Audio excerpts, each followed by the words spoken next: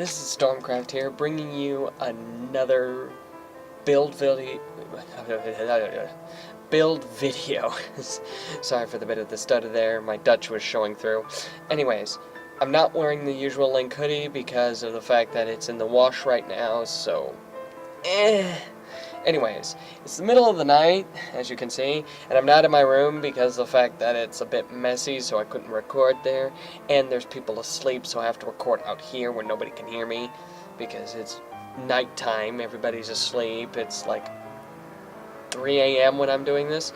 Anyways, so, quick intro. Today's project is called Basic Mechanics. What I'm supposed to do is I'm supposed to build a toy or something similar to one that you could buy in a convenience store out of objects I have around the house, such as bottles, tape, rubber bands, you know, the whole 9 yards, things that you could find at regular convenience around your house.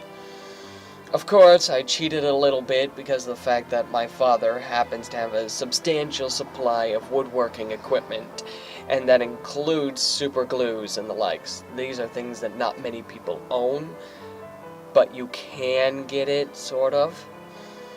And, yeah, that's about it. So, another thing is that I want to thank everybody for watching, and, yeah, it'll be great to get things going. Also, an announcement for all those who are watching for my gaming.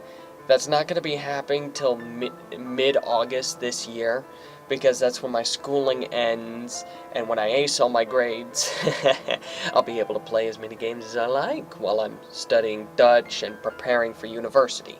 So, during that time frame, I should be able to game again, and be able to focus solely on pumping out some videos for you guys. You'll see the general crew again, and I'll be working on my audio quality for my live streams, so that's gonna be amazing. And yeah, so without further ado, let us begin with the introductory video of what I have done so far, and then an explanation of every step I took up to this point to design everything. So, see you guys later. I'm back to show you everything we've got so far. So I'm boiling water at the minute for the demo of how to form the paddle, but first let's explain the whole thing. So to begin, we have the bottle, completely unmodified. I pushed it in a bit as to better allow this more free movement. So unmodified bottle, this gives good ballast and good, well, water tightness, I would say. The reason being is that depending upon how big the paddles you make, you can add or reduce the amount of water which is used for stability. Hence, ballast is the word I used. Now then, this is really easy to build. The arms are made of popsicle sticks, which are probably just normal oak wood or birch, and they are reinforced here with super glue. They've been reinforced all the way up as far as I could get it to reinforce it. I even coated a layer on top to allow for better reinforcement. You will see it is the exact same on the other side. Next, I've taken a bottle, chopped it up into multiple pieces here to create these fins. Of course, I cut away halfway in to allow them to be slotted in, and then super glued them. And then for structural reinforcement, I used the plastic part of a Q-tip, which I stripped of all of its cotton in order to build it. For the axle, it is a rubber band, that is it, looped over itself onto the popsicle stick for structural stability, as well as storing the most potential energy without much interference from the poor drilling I did. Anyways, it's rather simple to build. All we need is some basic glue that does not dissolve in water. Next, we have the demo test for you. Here is some salt to help retain the heat from the kettle over there, the electric kettle, which is that right there, and we'll be using that with the hot water. Next, we have the vice grip here, or machine's grip, designed so that way we can grip it in the water without burning ourselves, because scalding water. And now, let me show you what the first attempt at actually shaping those paddles looked like. And this is what it would be. This was what is called heat treating plastic. What you do is that you heat the plastic to where it's most malleable, so towards its semi-liquid state or amorphous state. Basically meaning that it would feel like a sort of putty almost in your hand. This temperature is normally about the same temperature as scalding water, almost. I attempted to do this with the blue hot flames of this gas burner. However, the heat was too much for me to actually shape the plastic without it warping, so this was a absolutely failed and flawed attempt. This other piece is a cutout from one of the pieces of plastic here in its original shape to give you a sort of reference of how much shaping I actually had to do to get that to turn this into that strip there. To give you an idea, this shape is carved over this way and that shape is carved over that way. It took a lot of effort to shape that piece, because this is naturally shaped with a bit of heat treating to help add a bit more curve, which gives it a lot more paddling grip in the water, as opposed to just this one flat, uniform shape. Now then, let's move on to the heat treat experiment, because we are going to use this to showcase what it is I've done. But first, let's go mix our water. So, this is a lot more difficult with one hand, but I will do my best to showcase it. You first boil the water. Now you add the salt because the salt helps retain temperature and also gives water a higher boiling point. This is crucial in allowing the water to retain its heat longer. Now of course, we have it on a heat pad because this counter is not very heat resistant. Next, we take the vice grips and you grip the plastic on any corner. Now I just missed because I was looking at the camera and it doesn't have exactly a good sight. Now then, you reposition the plastic however you need. Now of course, again, I'm doing this with many hands, so this will be quite difficult. Now then, you take the vice grip, you grip the plastic, you end up with that. Good. Now then, you dip the plastic into the water, and now you're already seeing results as it's constricting upon itself. This was immediate results because of the salt. It did not do this on this because I had already glued it in place and had many more grips installed to help prevent it from doing this very thing. But yeah, that gave you immediate understanding of what exactly happened. Now if I let it go, it would probably begin to curl in on itself. And if I was to squeeze it at many different angles, it would take different shapes because it is currently semi-fluid. In this heat, it is almost like a liquid. As you can see, I dented the plastic fairly easily in this heat. And I'm currently crushing it with a vice grip. Normally you would not do this, but as soon as I let go, normally plastic, which has what is known as memory, sort of works like memory foam when it's cool, retain the shape.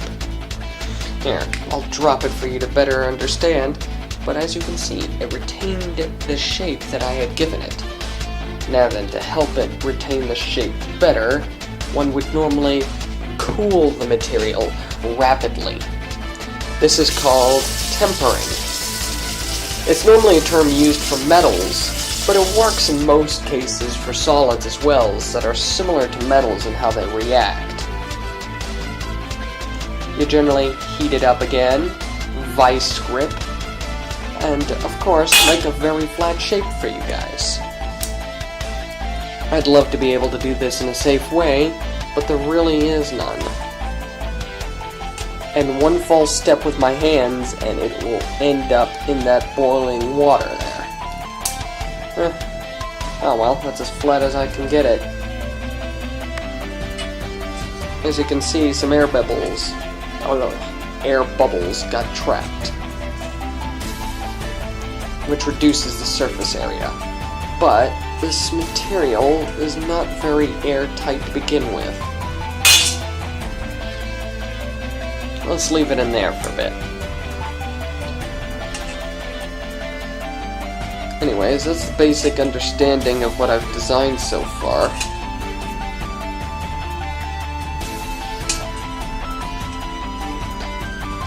Ooh, sorry, I wasn't paying attention.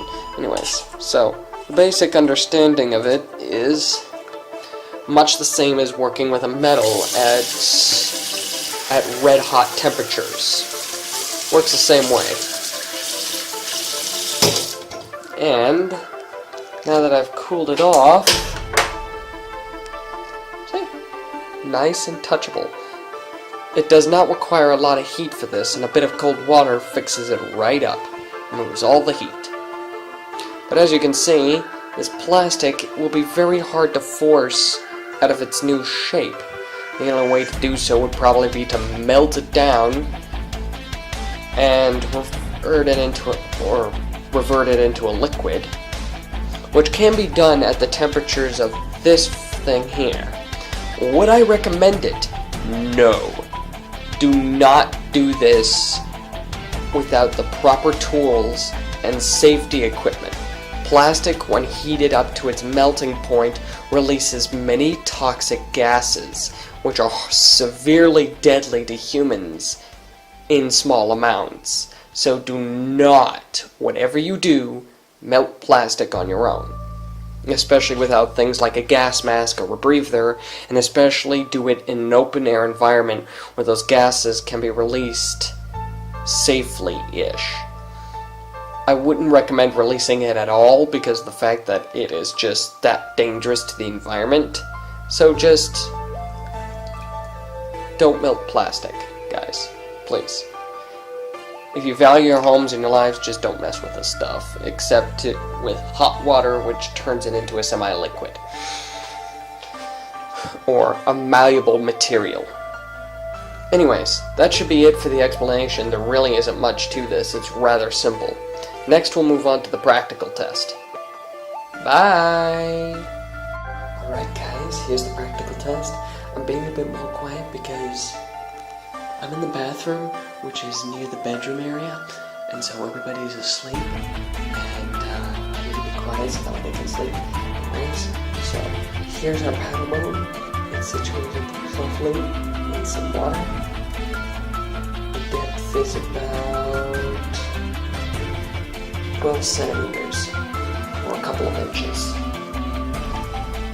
Anyways, the boat has about 6 centimeter movement radius. Sadly, I can't get it into a body of water bigger than this for a better test because of the fact that most of the waterways around here, or anything substantial with substantial enough water to give it a sufficient test, has a lot of current, and I don't want to lose this. I want it to be retrievable, and I don't have a long enough piece of string that I can tie to it to keep it retrievable and keep it lightweight enough that it would move at any decent speed. So, let me begin by winding the paddle in a visual way, so you can see me winding it, and of course being this roughly it's fine. It's designed for this, and I've designed this not to be taken apart, so bear with me on that part. So, careful not to wind it too much, otherwise it'll get stuck. Let's begin. As you can see, the paddle is very functional. It doesn't like to turn all the way, but it does in fact work quite well. Yeah, let me get more of an outward view because I was zooming in to show you the paddle. You get an outward shot here. And yes, this is the bathroom sink. So And do not be fooled by the distance. This is in fact a very large distance. As you can see, it works very well. With that 6-meter range, it covers it pretty quick in about 3 seconds, which gives it a total of about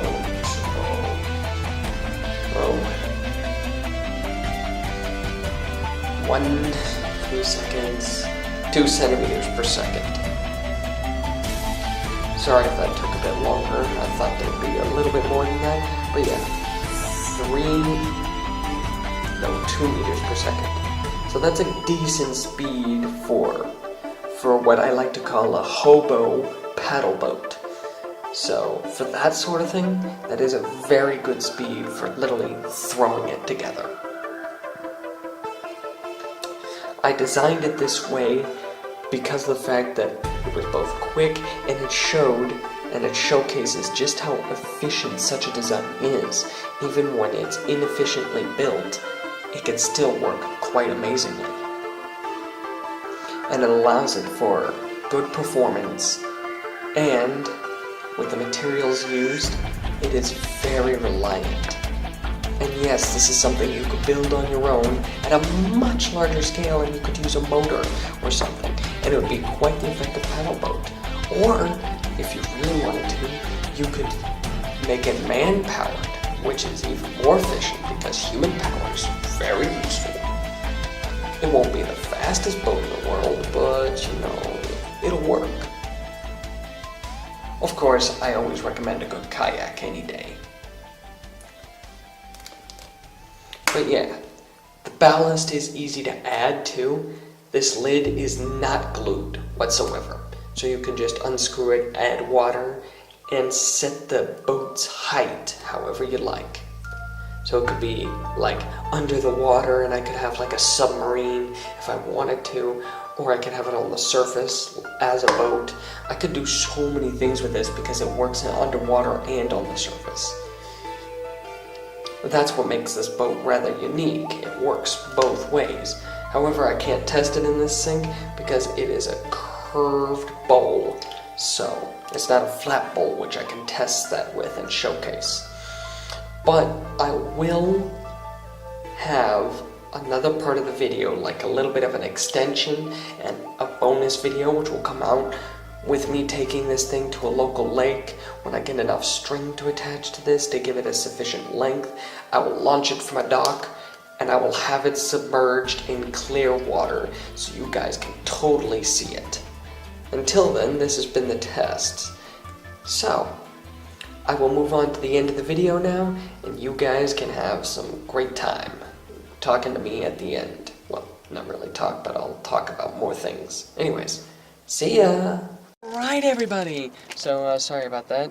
Anyways, so, final part of the video. This is the outro here.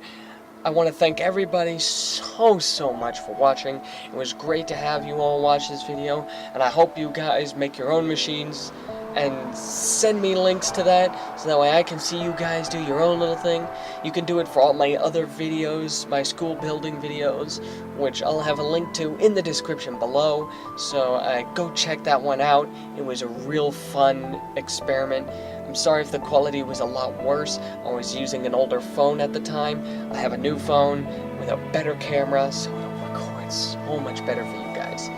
Anyways, so I'm going to give you a couple quick announcements that I'm going to be doing. I'm going to be checking up on my Discord to get a timestamp for all my guys to come on, and we'll do a survival series on space engineers. We'll also do a couple live streams where we modify ships for that, and we're going to be waiting until after I get out of school, which will be sometime a little bit before or after the new multiplayer patch comes out in the middle of August. That's what I'm assuming. There has been no definitive point to when the update is coming out, but for how quick the build states are going, it's going to be probably in the middle or late August. So, depending upon that, we'll have everything set up for the multiplayer because we're using very big ships and we want to wait for that so that way we can use the massive ships for it. So, other than that, yeah.